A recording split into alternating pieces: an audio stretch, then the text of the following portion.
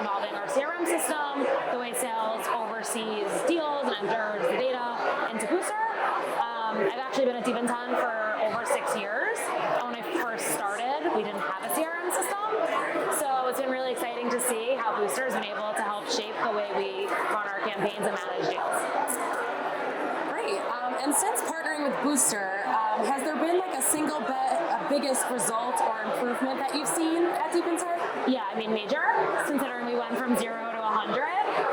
We went from just having everything in Google Docs, Excel, all over the place, to now having one consolidated source of truth that we use for all of our reporting types. So whether that be from Boostr reports or internal reports that we pull data out of Boostr for, everything's in one single source of truth.